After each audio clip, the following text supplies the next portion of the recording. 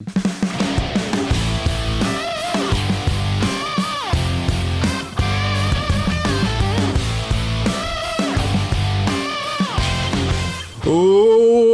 into Between the Pylons. I'm John Camacho. And this is Jacob Waters. And I went a little too loud there. Sorry about that. I'm here for it today, bro. The Miami Dolphins are making some fucking moves. They are. I'm pumped to talk about it. All right, this is what we're doing today, all right? We are doing the amazing trade that happened between the 49ers, Eagles, and Dolphins. All of that, we're going to break that down. Listen, it's happened for a couple days. We're not going to go deep dive because if you're somebody who follows football, follows the sport, you've probably watched the breakdown enough times. But we are going to give our thoughts, a couple of unique takes here and there, and then we're going to get right into our mock draft. Our first full mock draft of the season. Crazy we went this long without it. Yeah, this is an individual mock, though. This is a mock where we did a 1, 2, 1, three. We worked our way down. and then in like the bottom half, it was like, okay, I'm gonna do the next three. You do the next three. We worked together. We kind of talked out a little bit. A couple ones that I disagreed with that you had very strong. Excuse me, I can't talk. That you were very passionate about. A couple that you disagreed with that I'm very passionate about. Major one that you did that I disagreed with. Yeah, and I'm here for it. We're gonna have some fun with that.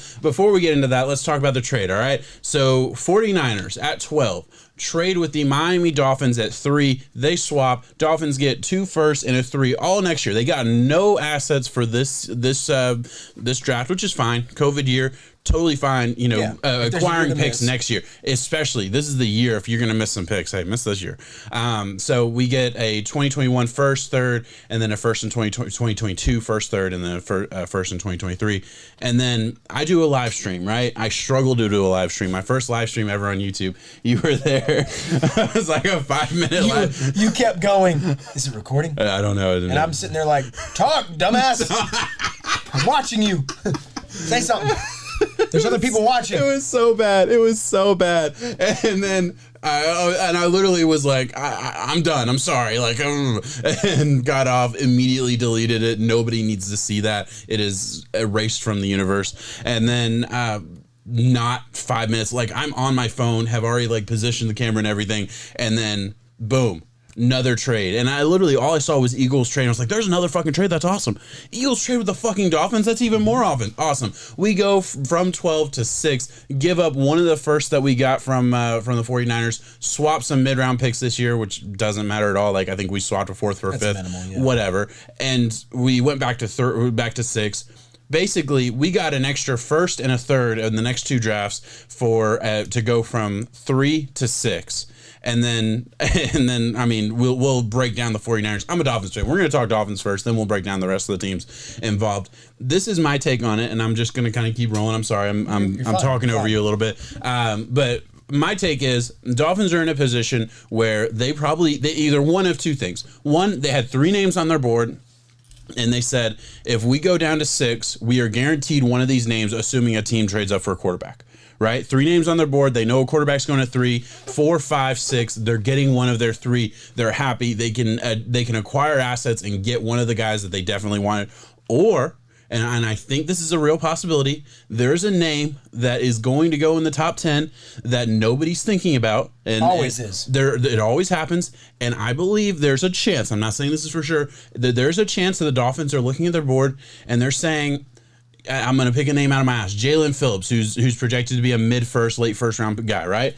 Jalen Phillips, a guy like that, and it doesn't have to be him, but they're like, man, this is the top guy on our board. We see superstar potential of him. Let's move back and still guarantee that we're getting him because there's no way, there's no way that he's going to go this early, and we can move back, acquire assets, and still get the guy that we would have taken at 3 if we had to. Now, I'm not saying that's going to happen. I'm 100%. I think it's the first option. I really do. I'm putting that possibility out there because I do think it's a chance. Yeah, I mean, when you mention it like that, it's something that the Raiders should have entertained whenever they wanted to go Clelin Ferrell and Damon Arnett for that matter. Those were guys that on their board specifically that we had not seen as much interest in from anyone else. So yeah, if you build your big board a certain way and it's stacked up and you're like, hey, why do it here when we can do it here and get the same assets? So your first deal moving back to 12, I was glad to see you pick up those assets. I was disappointed to see the overall superstar player that you lose based on where that pick goes. Mm-hmm. And I felt you were the same. You were the same. You're all you can do is be happy because of what you just raked in. Yeah. Totally fine. But at 12, listen, let's be honest, this is a very stacked class, top heavy, and at a certain point it does drop, and I would say by 12, whoever gets taken there very well could hit, but overall talent wise, you want to be there. So when y'all made that move back to 6, I thought it was flawless. Yeah. I absolutely agree. Look, and that was the big thing is, we messaged in our group chat right as that happened, and I was like, I knew we were going to trade out. I knew we were going to trade out of 3. It just made too much sense that we would. Thought we would get more than 2 firsts and a third, first of all, like especially if we were going to make that big of a jump. And if we were going to make that jump, I would have wanted 2 firsts from a team that I don't think is going to be in the Super Bowl conversation the next 2 years. The 49ers getting their first, like that could very well be in the 30s or late 20s.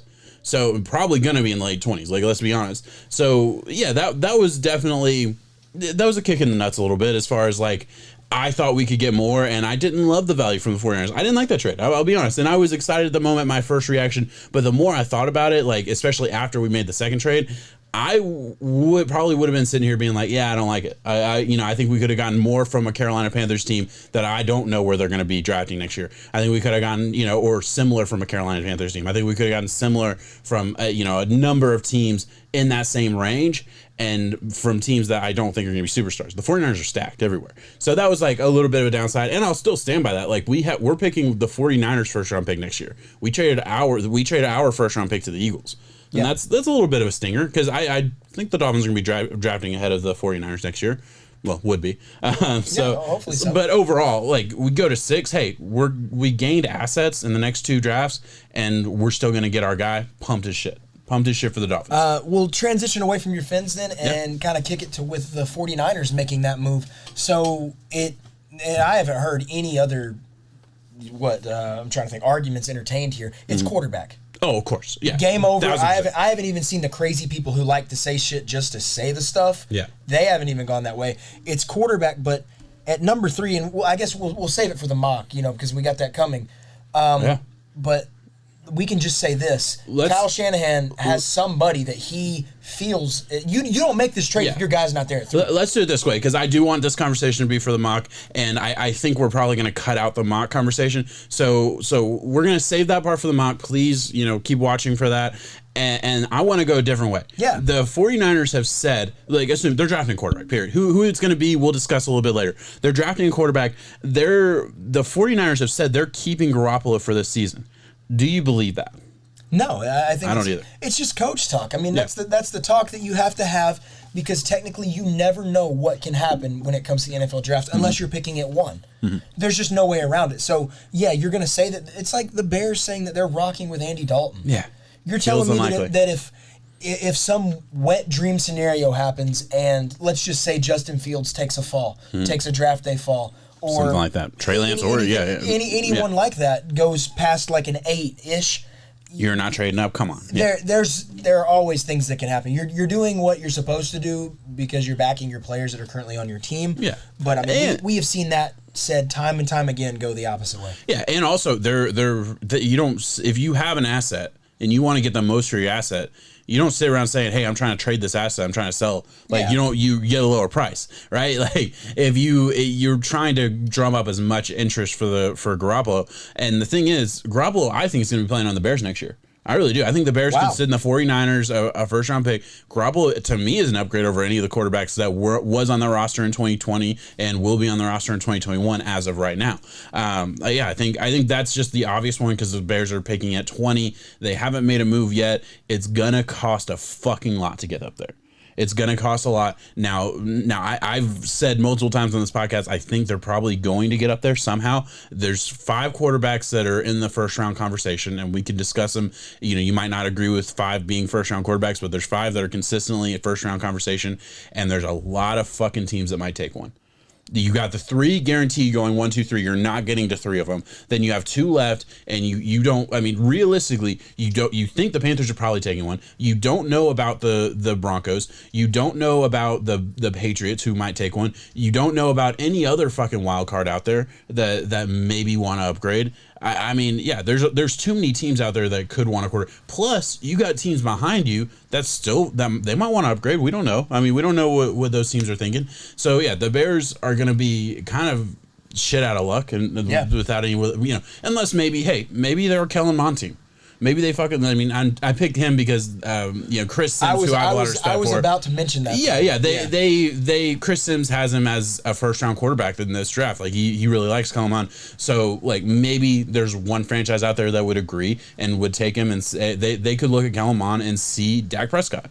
That's the comp. So I mean, if you believe that, if you're the team that believes that, if you're the Bears and you're willing to risk your job on that, hey, more power to you. But it's possible. I'm putting out possibilities. I agree with you. It just hit me too whenever we were talking about this, that saying, 5 quarterbacks is what is scripted to go. Yeah. We heard that last year though with the Jacob Eason being, tossed around in the conversation and then in the fall that he had. So the hype definitely, gets. Yeah. We never know the gas all that up. Yeah. But I'm more led to believe that there is a chance that a 6th could go before it sticks with. 5 not. I think it's very, very possible. I think there's a chance that someone pulls their. Chris Sims, a highly respected guy. Yeah. Who's to say that? Listen, it's Mayock over at the Raiders, right? Yeah. Mayock has been very unique in what he's been doing for a long time. I'm not saying that they're going to go quarterback. I'm just saying that different guys evaluate different levels of talent in different manners. There's a lot of teams you could throw off with that conversation. Washington's the other team I was thinking of that's behind the Bears, by the way. Another team, are they going in with Fitz?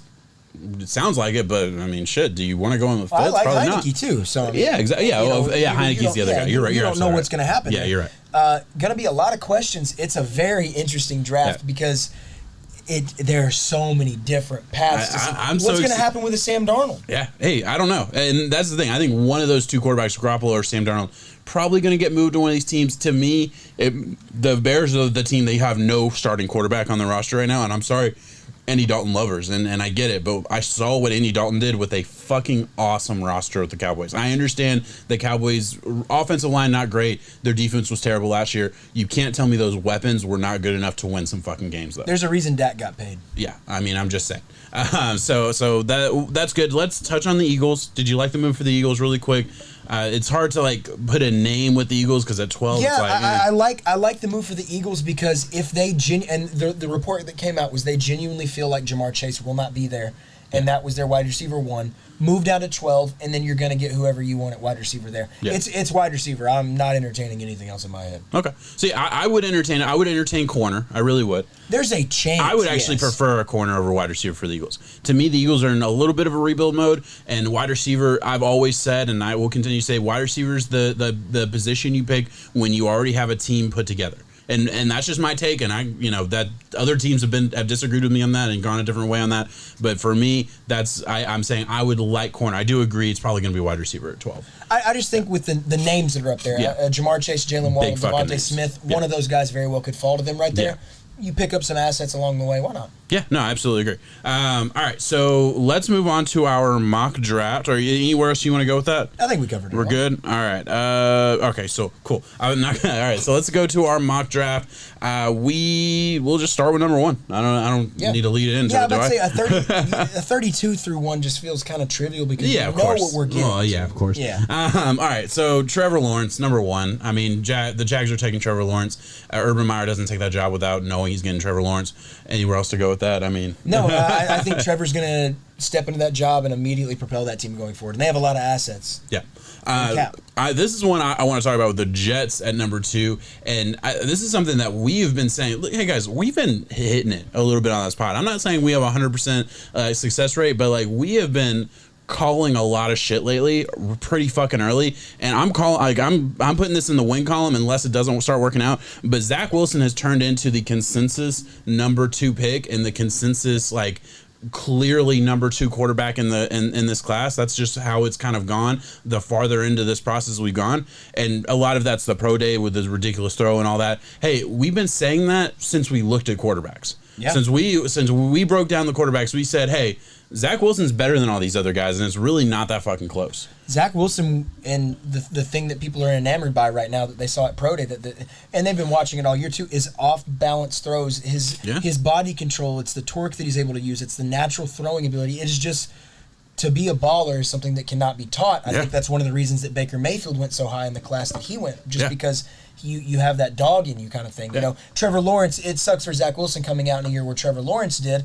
because there's no ifs, ands, or buts about that. But Zach Wilson is going to be a very good starter in this league for many years to come. Very upset. Jets cannot go wrong. Yeah, I'm very upset. And now look, I'll go a step further than I think even you would. He would be the number one quarterback taken in last year's class. He would be the number one quarterback taken in the year before his class. He would be the number one quarterback taken in the Baker Mayfield class. All those classes, he's the number one guy. This is a dude, in my personal opinion, and you don't have to agree with this, but he is a fucking dude, and we have to get out of the mindset that I understand it's a 1 year like wonder kind of thing. Nobody knew his name this time last year. I get it. It is what it is. Nobody knew Joe Burrow's name, 2 years ago at this time. So give it a rest with that. We can have big blowups from the quarterback position.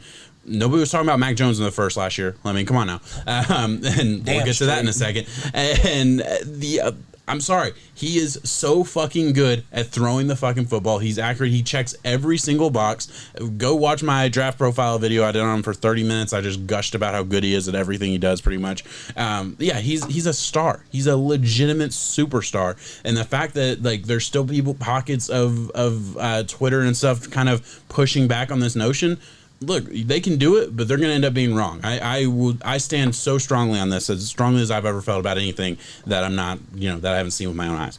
All right, so we'll move on. I know I hit it hard. I'm sorry, but it's like, first of all, I feel like you got to put your stamp of approval. And I feel like we fucking hit on it, and now everybody's going back and saying, "Oh, well, I think it's Zach Wilson." It's like, well, yeah, look, we said it 2 months ago. So, and I get it. Like, we're not a big channel, whatever. But like, come on, give us a little bit. I'm gonna stroke our ego a little bit when we can. Number 3, and I'm sorry, we need to have a little bit of a back and forth. I'm talking way too much right now, but I have to explain this one because I went to bat for this pick, and I want to be clear. This does not follow my quarterback rankings. The guy I'm about to say, he would be my 5th quarterback in this draft.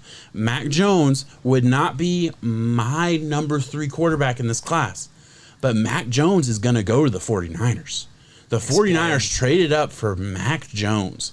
All right. And I'm sorry, there's too many dots that I can, and I said it on the live stream right as because I had to record another live stream after the first live stream that went horribly wrong. Second one didn't go better because the audio was out for the first 8 minutes. Anyway, I tried to kind of explain how I was connecting these dots with like, okay, what is Kyle Shanahan like? What has he had everywhere he's been other than RG3, which we know now was a Snyder move. Snyder made that trade to get RG3.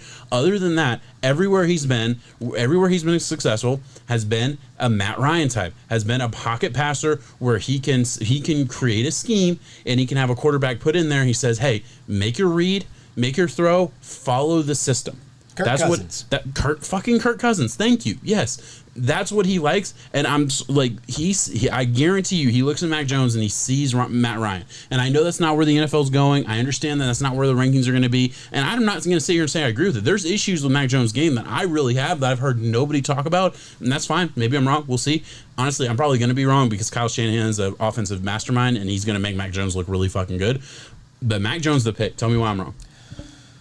Because Listen. There is a very strong narrative push going around right now that Kyle Shanahan is in love, and John Lynch is in love with Mac Jones. Yeah. And to even back that up, we had 2 pro days that happened today, Alabama and Ohio State. Mm-hmm. And who did Kyle Shanahan and GM John Lynch go visit? Mm-hmm. Mac Jones at Alabama. Mm-hmm. They currently hold that number 3 pick. You got to believe that's where they might go with it. I think Mac Jones is going to do well in that scheme just because it is a great offense. It is a great team. It is a very good culture to step into with a Kyle Shanahan-led team. Yeah. I do not think he should be the 3rd quarterback taken off of the board, though. I think Mac Jones can show flashes. You know what you're going to get. He is I said it a while ago, he's a very sure floor quarterback. Yeah. And in going to a dream scenario like he could at the 49ers, could very well arise to the occasion and be a better version of a Jimmy Garoppolo health intact. Let's just say that. I think it's got to be Justin Fields, though. Justin Fields today, unnamed GM, I always hate how they do that because that's just how it always goes. He said, one of those GMs said that he had one of the most impressive pro days he's ever seen, though. I think Justin Fields has shown up time and time again, and, I hate the narrative. I'm totally okay with Zach Wilson being the number 2 quarterback, as he should. That's where my rankings are. Mm-hmm. But it felt like Justin Fields is just taking gut shot after gut shot and is slowly falling. And I think a lot of people are forgetting that he is a very talented quarterback with a very high ceiling in this class. And I've heard some say that he's their 5th quarterback, that they'd rather have a Trey Lance right off the rip. a Justin Fields. It's okay. Yeah, I mean, we're gonna get. Look, I do agree with a lot of what you said. I don't want to be on here being a Justin Fields hater. I obviously do see some deficiencies in his game, and I definitely I strongly look at him as a prospect. Does have a high ceiling, has a very low floor to me as well. Could go either way. We'll see what happens. Did you see the Mac Jones overthrow today, though? I don't watch the pro days. No, I'm just saying Mac Jones had an overthrow, and Josh McDaniels and Bill Belichick are attending. And Belichick, I did see that. Belichick was just shaking his head. Like, no, he literally shook his head. Here's the thing. That's something I mentioned in because I did a Mac Jones draft pro. No, I didn't. I'm working on it. Sorry. But when I do put that video out, I'm going to talk about how I don't think he's as good of a fucking deep thrower as everyone says he is. I watch a lot of throws where the wide receivers wide fucking open, first round wide receivers, no matter what fucking year you go to, whatever game, throwing to multiple first round wide receivers, and I see them wide fucking open, and then I have multiple Jalen Waddle throws where he has to stop and turn around and like go back to the ball. Yeah. And look, it is what it is. I definitely see the hype with a Mac Jones, and I get it. But I understand where you're coming with the Justin Fields. To me, if I'm the 49ers, I probably wouldn't trade up to 3. Just to me, it's not worth it to trade up for any of those guys. If I have Garoppolo and I can at least, well, I don't know. Garoppolo hasn't been healthy. He's underperformed. We are in a new day and age to where if you don't have the top guy, if you don't have a top 5 quarterback, and in your head, you realistically think it's over. Yeah. We got to make the move. Yeah. So okay. Sorry, I'm kind of fumbling my words because I do agree with everything you said, and I don't want to endorse Mac Jones like I believe in it, like because I don't.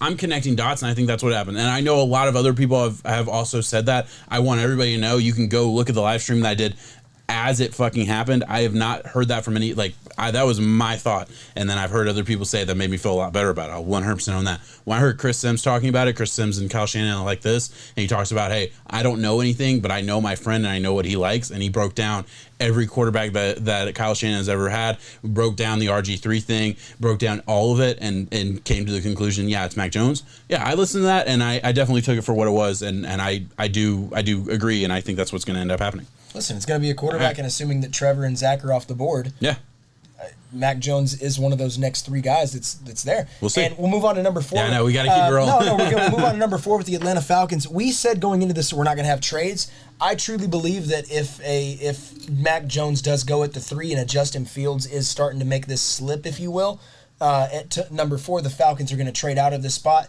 But given no trade base and given what it is, and I can also see the Atlanta Falcons taking a Justin Fields, writing out what they could with a Matt Ryan that's left, and maybe this could be the best move for a Justin Fields and an Arthur Smith combo going forward. Yeah. Listen, there's a lot of offensive weapons that the Falcons present. There's a lot of good things that Justin Fields will be able to step into. Yeah. And why not? And it's time to I mean, he's going to sit behind Matt Ryan for a year or 2. Yeah. That realistically, at least one. That's why I actually would have taken Trey Lance, because I do look at Trey Lance as maybe a little bit higher ceiling and just a prototype big arm kind of guy.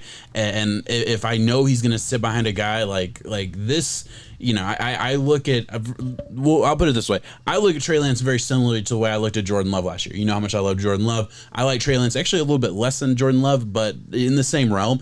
And I wanted Jordan Love to go to a place where he could sit for a year or 2. Was hoping it wouldn't be behind an NFL MVP. One of the goats. But, it is what it is. I want that more so for the Falcons. I was hoping you would take a Trey Lance here for the Falcons, but I get what you're saying. You think there's going to be a trade. You think Justin Fields deserves to be the third really, but 4th in this mock because I put Mac at 3. So 100% get it. I like it. The Falcons, I think if they sat, they probably don't go quarterback in my personal opinion, but we're also kind of trying to. I know. Well, I mean, there's also a storyline we can put. That's why I went quarterback, because there is a transitional state with a new coach coming in. You don't know really what you got going for the future. The Falcons do not have a Super Bowl window in the next 2 years with a Matt Ryan. No. I'm sorry, you don't. Yeah. It's a lame duck period, if you will. Yes, you have a very formidable quarterback who still has some good years left, but if you don't have a window, stagnation, complacency, it doesn't sit well with a lot of places, let alone an Arthur Smith and a new coach who may want to make that move. Yeah. I don't know. Yeah. And they go offensive line so often. And it wasn't going to be wide receiver. No, it can't be wide receiver. There is a chance for a Kyle Pitts.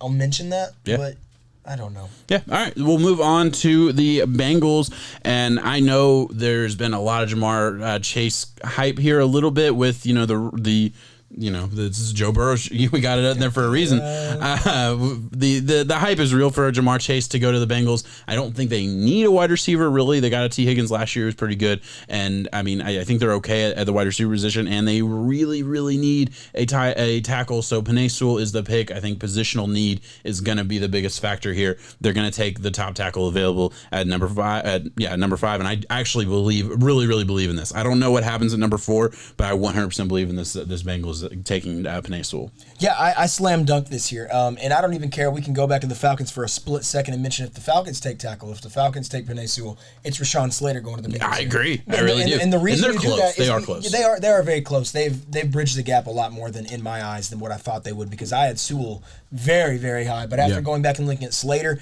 and specifically what he was able to do against a Chase Young type guy, they're very close. For sure. But you have to protect your asset in a Joe Burrow. You have to protect your future franchise.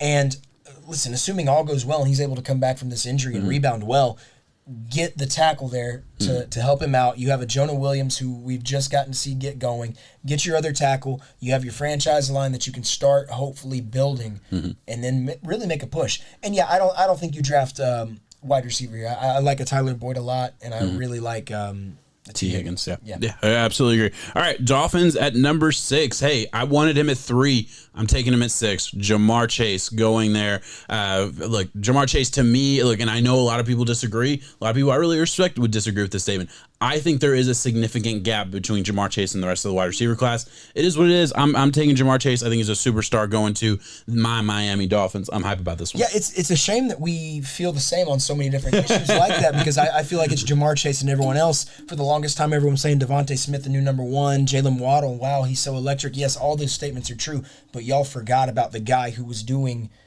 just single-handedly beating. Yeah, exactly. That's just how it is. It's Jamar Chase right there, and I think you got the guy that you were going to get no matter what, and you're able to move down and acquire assets. I truly believe it was either Penei Sewell or Jamar Chase at number 3. We trade back to 6, and still kind of I feel very similar. There's still a chance you could get Penei. Yeah, exactly. I feel very similarly, although at the same time, I just think we're not quite making that decision, but it's still one of those two guys. And hey, I'm fine with that. That works out great. Yeah. Moving on to the Lions. Oh, it's your turn. Sorry. No, you're good. Well, number 7, Detroit Lions. Lack of talent all across the board right here. You still haven't even hit the floor where you can start biting kneecaps yet, so you're going to get there. I think you do land a true stud of a defensive talent, and this is a guy that I have been praising for the longest time now. I have just been behind this guy since day one. It is Micah Parsons, linebacker out of Penn State. Yeah. I think he is a true-bred Pro Bowl stand-up linebacker, exactly what you want for a captain of a defense, and Detroit is going to land a really good one in this. Yeah, I absolutely agree. I mean, and it's a guy who you feel like the ceiling hasn't even been touched. Like, you feel like the ceiling is just so fucking high with this dude. And at the absolute worst, he's still a really, really good player. Yeah, I absolutely agree there. At number 8, and I'm going to actually let you take this one because we disagreed on this one. You made this pick. There's a reason I did this one. 8, Carolina Panthers. I have Kyle Pitts here. I don't think Matt Rule, after seeing the way that the quarterback goes, yes, no trades involved. So I think the Panthers are a team that could make that jump to 4 and go get a Justin Fields kind of guy. Yeah. But listen, versus a Trey Lance, Project, Matt Rule, Teddy Bridgewater, I think that they sit that one out and they go get one thing that Teddy Bridgewater really, really loves throwing to is a tight end across the middle, really short, keeping it safe. And what better one to go get than Kyle Pitts? He is an offensive freak. Yeah. He would fit well into that system. And they, on paper, have one of the scariest offenses when you look at weapons solely. It would be something special. And then you get to save another year and maybe get the quarterback next year. Yeah. Look, I totally get it for, first of all, Kyle Pitts starts to fall when you talk about him at 8. And granted, I think his ceiling as far as where he goes is probably Dolphins at 6, realistically to me. And I know some people have said Falcons. I don't think he goes that high, but he could. So I guess his ceiling is 4. Whatever. Either way. Kyle Pitts there, adding just another weapon to that offense. I disagree. I would have probably gone Trey Lance if it was my pick, but it was yours, and I totally get it. Superstar of a tight end. Are you worried about the tight end? Because it's funny because the only negative about a Kyle Pitts, right? Realistically, like the only negative you consistently hear is not anything about him, but the tight ends that have gone in the first round in the past. Do you worry about that at all? There's definitely a strong narrative to that, but I'm able to spin that off in my head and say that Kyle Pitts is so much more than just your prototypical tight end that we've seen getting drafted. He's more than a TJ Hawkinson coming out of Iowa. Hawkinson's really starting to hit his stride too. He's more than a Noah Fant coming out. Yeah. Give me there have been some busts. OJ Howard, is he more than OJ Howard? Evan Ingram, guys like that. Yeah, look, I totally get it. I think he is. It's just scary because I remember really loving all those guys too. Granted, not to the same level as Kyle Pitts. Kyle Pitts, legitimate top 10. I never saw TJ Hawkins as a legitimate top 10. Although I loved him. I really thought he was good. Thought he was very close to Fant. He went 20. That's about where I thought his range was. So I get it. We'll move on with Kyle Pitts. This was my pick. Broncos taking a cornerback here, adding to that defense. And this is where we get, hey, you can give us some hate for this one. That's okay. I'm putting Caleb Farley, cornerback, to the Broncos. I think he's the best cornerback in the class. He does have the back surgery. I do. Hey. It's okay. Hey, look, I took him as in a top 10 pick. It is what it is. I understand. Hey, we're gonna give our mock. We don't hear anything from other teams. Nobody's calling us to tell us some secrets. So we're gonna base it on our assessment and our what the team needs versus our positional values. What? We were really close. We hit on a lot of. We were pretty close last year. We'll get some flack for some of these. Yeah, but it's if okay. you go back and look at it years from now and see who hit, who didn't hit. Listen, these mocks are never right. Let's be honest. All right, so give us a little bit of leeway here. I'm sporting a guy that I really believe in. Caleb Farley. I know he has the back thing that's definitely bringing him down as far as he's having a serious back surgery. But dude ran an unofficial 4.28 before doing this back thing. He's a physical freak. I think he's the best corner in this class, and it's a really good corner class in my opinion. So yeah, I'm taking him to the Broncos. I'll just move on to number 10. You disagree? That's okay. No, That's fine. Caleb Farley is going to be a first-round corner taken. Yeah. And depending on where other teams value that, I could totally see that. Yeah. I have a different cornerback one, though.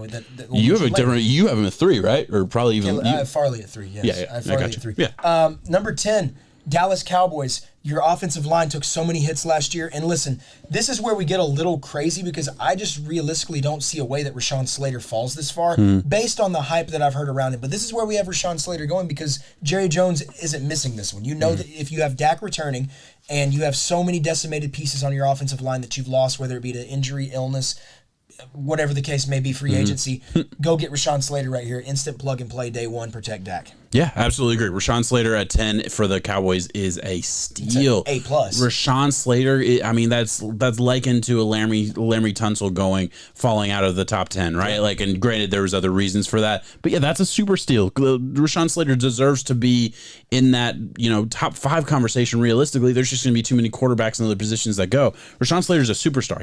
He shut down. Only guy in college to shut down Chase Young.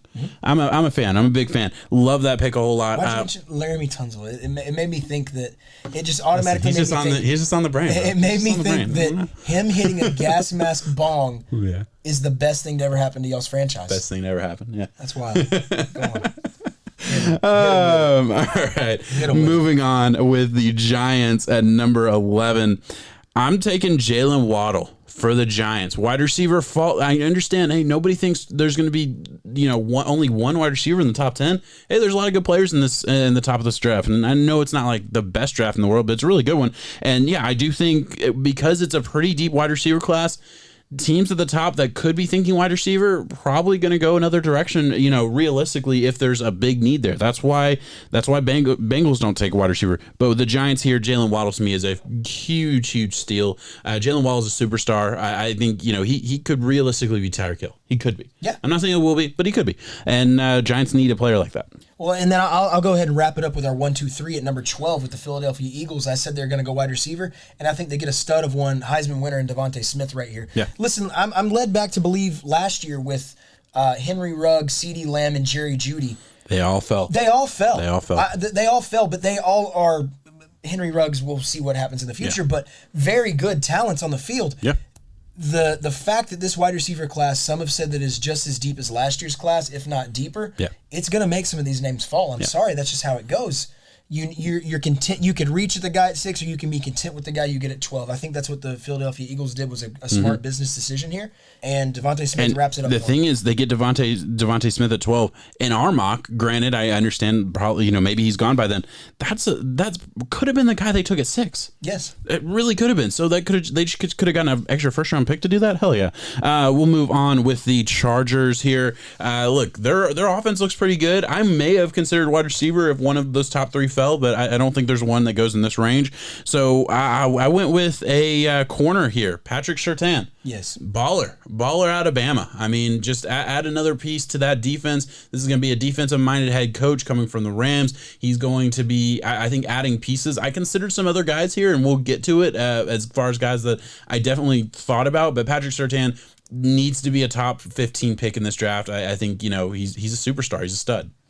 I thought there was a chance that they could go prototype defensive end, one of those real physical freaks that we've seen that we will mention later. Yeah. But their secondary has taken a lot of hits. A lot of these guys are getting older, and we know the drop-off that happens at that at that stage. So they get it done here. My only worry about Surtain is that, listen, in some very big games against it's not speed, it's performance against high-level talent at times. Kyle Pitts dominated the man. Jamar Chase dominated the man. Yeah. There are times in certain games where he is risen well above and far exceeded any expectation you could ask him to. But sometimes, I'm not saying all the time, sometimes when the lights are brightest, you didn't get your best version of what you could out of him. Still a very good corner. He is my number 2 cornerback. Okay. And that's how it is. And I'll go to number 14 and give you my number 1 cornerback. And it is solely because I'll take all the heat. I'll take all the flack. That's it's fine. on the team that's drafting it. It is my Minnesota Vikings. And as many of y'all, if you have watched us for this long, you know how disgruntled I get whenever every year we take corner after corner after corner, and they just don't hit. They do blah, blah, blah, blah, blah. Well, go figure. Jacob gets the Minnesota Vikings pick, and what does Jacob do? He takes cornerback J.C. Horn out of South Carolina. It's my cornerback 1. I think that a lot of other people's boards aren't going to look like that just because the hype around the man hasn't been. It started really strong this past few weeks whenever his pro day came out and all these numbers are coming out with him lining up on tape across from Jalen Ramsey looking good. If you go watch the film, you will be even more enamored by him. I'm telling you, he is physical, in your face. He has the swagger. He has the jaw to back it all up. He does all of that. If anything, he's a little too physical. I see that being a bad thing. Maybe he gets too many flags thrown on him. But for the Minnesota Vikings, we got Patrick Peterson for just a year or two that we can talk about and then see that, But listen, a Mike Zimmer defense, our team does not succeed without that. People want to blame Kirk last year. It wasn't really the offense. It wasn't. There were times where, yes, that was a problem. There's moments where it's like, hey, man, I'd really like my $40 million quarterback to go get us a touchdown here. Of course. And but at the end of the day, it is a Mike Zimmer, old head-led defense, and I think that he is going to fall in love with the physical, the fast, the strength on a J.C. Horn. Yeah.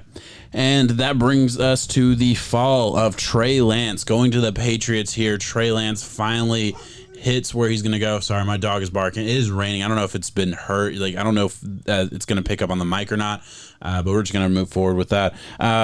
So Trey Lance going to the Patriots at 15. I like this pick a whole lot. I think Trey Lance, first of all, I do view Trey Lance as a guy I've compared him to Jordan Love a little bit, and I don't think it's a fair comparison because they're different players very much, but I view them both as huge projects, right? I view Trey Lance as a big project. Some people might disagree with that. I think you go to a Patriots system where you already have a guy in place in Cam that you would hope can sit there for a year. They're probably going to carry 3 because you still have the Alabama quarterback who, backup. We'll see what happens with them. What are you talking about? I'm talking about your Auburn quarterback. I was about to say, don't you say Stidham. Yeah, sorry. And then, I think there's a real chance that the Patriots would be a team that drafts a quarterback. They're certainly in play. I don't care what you say.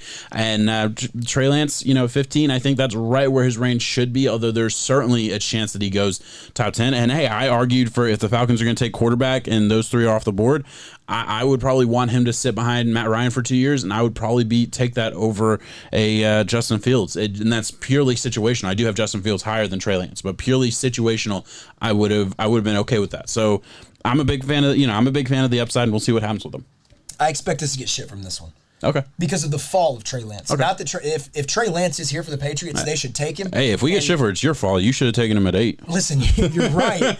You're right, but I just don't know what's going to happen with it. I trust the Josh McDaniels, Bill Belichick led Trey Lance thing than I do what a Matt Rule could maybe do. You're sitting okay. Hey, listen, if you want to shit on us, more than welcome, okay? More than welcome. The comments help us, so even if it's negative, it's fine. Oh, yeah. Just press the like button and then say whatever you want. You can let it rip. But just so you know, he could have taken him at 8 for the Panthers. I took him at 15. If I don't take him at 15, he's fallen to 20. So could have been worse. But the Bears aren't getting that lucky. All right, we'll move on. Number 16, Arizona Cardinals. I kind of have a surprise pick here. It came out an electric pro day, crazy one to me. a very physical freak, and I think it only helps out that because I don't know where the Cardinals are going to go. They have a lot of boxes checked. Yeah. Offensive line, possibly. I could see that, no problem. Sure. But it just depends. I have Jason Away out of Penn State.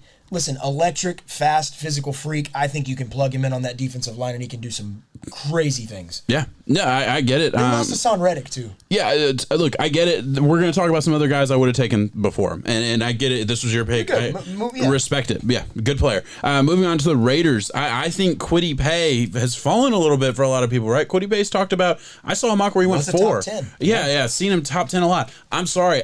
He was never going to be a top 10 for me. I did a draft profile that I've recorded, but I haven't edited it yet, so that's going to be coming out this week, actually.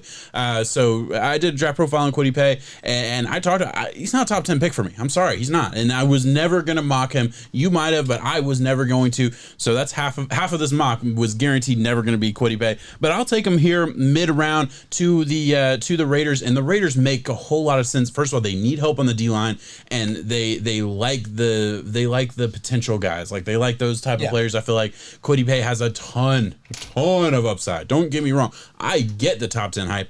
I just don't agree with it. Ton of upside, super raw prospect. The Raiders seem like a team that would definitely take the upside there. There are landing spots in the top 10 that I can entertain. Oh, sure, of course. There certainly is. There's always a need for that, but it just depends. I think this is a great move right here, though. I don't think it's bad at all. So I guess I get your Miami Dolphins at, this is 18.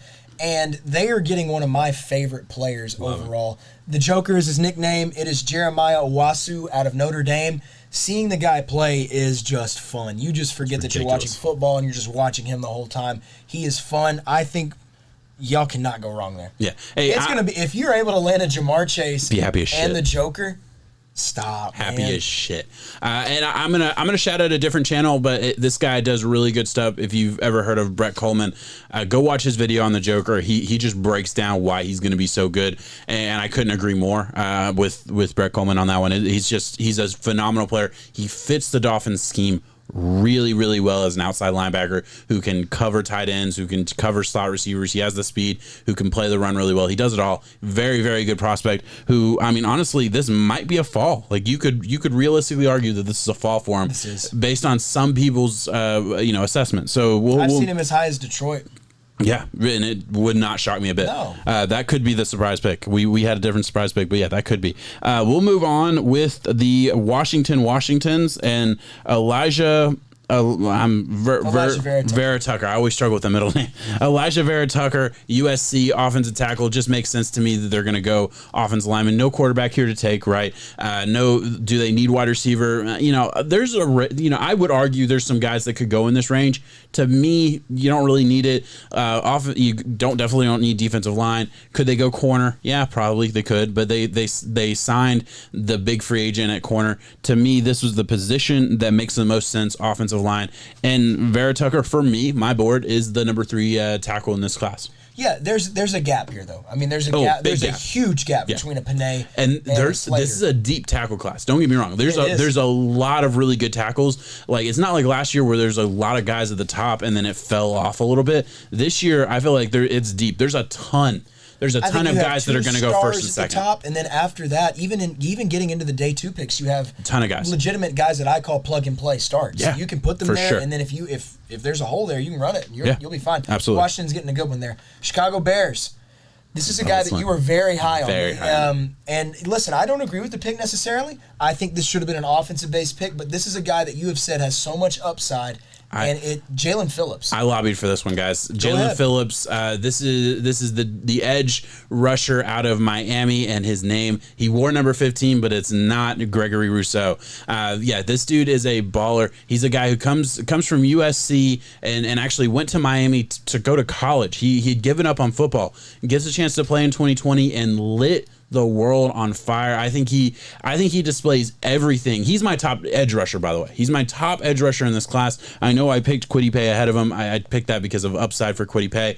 But right now, I think day one of the 2021 season, he will be the best rookie edge rusher. I'm not saying the upside for some other guys, certainly there. Kwity Paye could absolutely surpass him.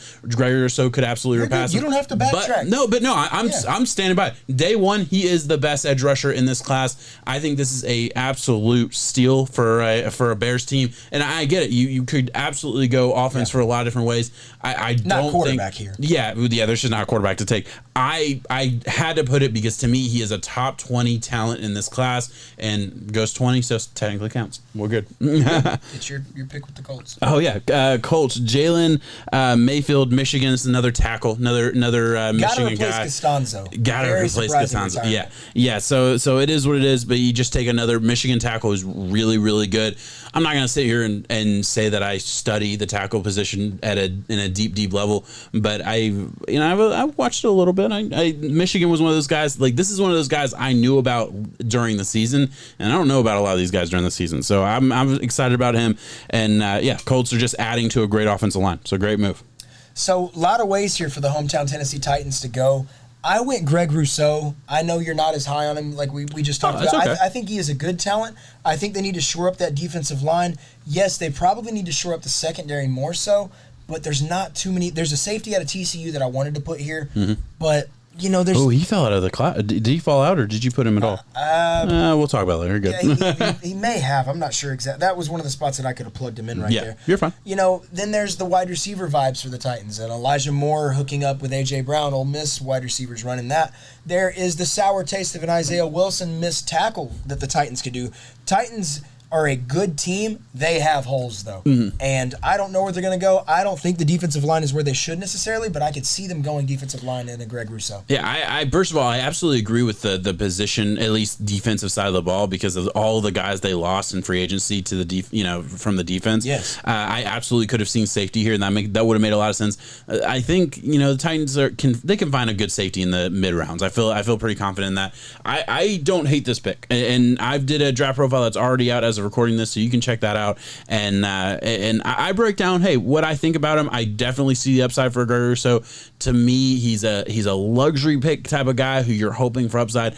I see a much lower floor than I do for like a Kwity Paye, who I also see as a big upside guy. But to me, Kwity Paye is still going to be at the absolute worst, he's a solid rotational starter that just never develops into a superstar. Rousseau could be out of the league in 3 or 4 years if he doesn't develop. I'm like, and maybe that's a bold take, but I'll sit here and say that's just my assessment of the player, and it is what it is. But yeah, I definitely shout get the out love. Trevon Moehrig, that is a safety out of TCU. Yes, we don't have you going in any of these later picks. It's just because safety is such a positional base that some teams, especially these later ones too, already have wrapped up one, and you can find later on in day 2 and 3. Hey, it happens. You're always going to have guys that fall out, and that is what it is. When we get into that range, hey, if you're going to give a shit for that, oh yeah, if you're nitpicking us at 22 to 32, send me your mock. Thomas J. Waters 18 at Gmail. Run it. Send it to me. I love it. All right, we'll move on. You did great. Where are we? Okay. Jets. Jets. This is another one of my guys that I'm taking. Hey, Jets are going to need a wide receiver. They just drafted their quarterback. You get a Zach Wilson here. Why not pair him with one of the most electric wide receivers in the class, Kadarius Toney, wide receiver out of Florida. This dude's a dog, man. He's just look, he's a raw prospect. I get it. Maybe this is a little bit high for him, but I'm sorry. The upside is just too real. And he would fit the mold of like the guy that would fit to me of a 49er system, right? And that's kind of what they're going to be trying to run in for the Jets, right? I could see that. You got Denzel Mims on the outside being that big body guy who can also play slot a little bit. And now you have this like gadget guy who I think can develop into a really, really good wide receiver. But to me, this could be Deebo Samuel. That's what he could be. And I get Deebo Samuel was a hit in the second round. You getting Kadarius Toney in the first here. I think it was a good pick. Listen, it's a good him and Zach Wilson together. Ridiculous, right? Oh my gosh, man! If you're gonna start going in the right direction, make some moves like that. That's how you do it. At least exciting for the fans. 24 Steelers. You had many. That offensive line got beat up, man. Villanueva retiring is one, and then the Pouncey, I think it's Marquise off the top of my head. Yeah, Marquise Pouncey, Yeah, the center, losing him. So it's got to be offensive line here. I have Dylan Radins. I don't know how to say his last name, but Radhuns off the top of my head. North Dakota State, I've seen some people say that he is the guy who has risen the highest based on Senior Bowl performance and... Dude, he was a baller at the Senior Bowl. Yes. He was a big He's winner. done great things, and I think it's going to be one of those things that solidifies him going to the Steelers at 24. Yeah, I absolutely agree. Going back to the Jags, this is another weird one. This is an upside guy for me. Aziz... Jags always do it, though. Ajular, I can't say his last name, I'm sorry. Aguilar. Edge out of Georgia. I've seen him... I'm not going to lie. This is one where it's like, I've seen him mocked in the first round a handful of times. I kind of went back and forth on it. I'm not sure how I feel about him, but I definitely see the upside. And this is a guy I just think the Jags probably go defense here. I think, maybe they go wide receiver to pair with a DJ Shark, but for me, I already put Kadarius Toney going, and my next guy is probably, I wanted him to go to a different team. So sue me. I'm taking Aziz here, edge rusher, Jags, add to that defensive line. And with the 26th pick, the Browns go DB Greg Newsome out of Northwestern. You look, again, another guy who maybe goes first, maybe falls in the second. I'm not exactly sure. I like the upside with him. One of those traits guys, just has all the main traits that you want to see from a top corner. Can he put it together? Hopefully, we'll see. And the Browns are a team. It's like, okay, you drafted your top corner very, very early in the first with one of the Texans picks. Texans love giving away top 5 picks, don't they? Yeah. I'm sorry. Texans shot. And then, you get a Greedy Williams. Hasn't really panned out. You had a Terrace, forget his last name off the top of my head, who moved on to the Cowboys. And now I think there is a little bit of a need at corner. So Brown's taking a corner there, shoring up a position. They need a number 2. Yeah, for sure. Maybe Greedy Williams progresses, but at this point, we're not sure what's going to happen with him. He's a second round guy. We'll see what happens. 27 Baltimore Ravens. One of my guys. You get this is your guy, so I'm going to let you keep talking about him. But like it's Terrace Marshall out of LSU. Totally going to be a wide receiver here. I think. Listen, Lamar needs to develop as a passer, and he gets a good one. I've been mocking this in my head for months. Literally, if Terrace Marshall doesn't go to the Ravens, I'm not going to know what team he plays for. It was like me mocking Justin Jefferson to the Vikings. It was like, this is what I want. Yes. I got it. Yeah. Hey, look, we'll see what happens here with Terrace. To me, it just makes too much sense. Terrace Marshall is a checks the box player for me. He does everything right. Look, are you missing on like the elite upside of like the top 3? Look, honestly, the top 4 wide receivers that have gone off so far on our board, the top 3 we all know about, and then obviously Kadarius Toney. Does he have the explosiveness of any of those guys? No, but it's really close, and it's just one tier down for me.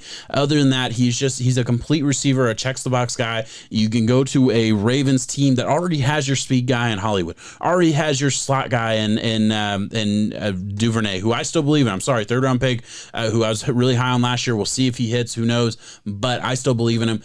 Now you're getting a guy who can kind of do it all a little bit, can play from slot, can play outside. Love the upside for a Terrace Marshall. And honestly, you add that to this wide receiver core, the Ravens have no excuse anymore. Not the Ravens. Lamar has no excuse anymore. He has all the weapons he needs. He has good tight end. He has a good scheme for the most part. Let's see what he can do with the ball in his hands and not with his legs. Yeah. All right. I'll let you take over for the next couple. State's 28. Zaven Collins, Tulsa, is a very good linebacker. Mm-hmm. It sounds like a New Orleans Saints pick because that's what they do. They kind of did it last year later on in the rounds with the Zach Bond. Yeah. I think they're going to try to build up that defense and keep it going. Just because offensively, I think we know what we're getting right now. Face value, sure, it could be an offensive line pick, I guess. There is a chance that with the departure of a Jared Cook that I had a baby Gronk, Pat Freiermuth going here. Ooh. I wanted to say that, but I didn't. I went defensive side of the ball because that's just where New Orleans usually stays. Mm-hmm.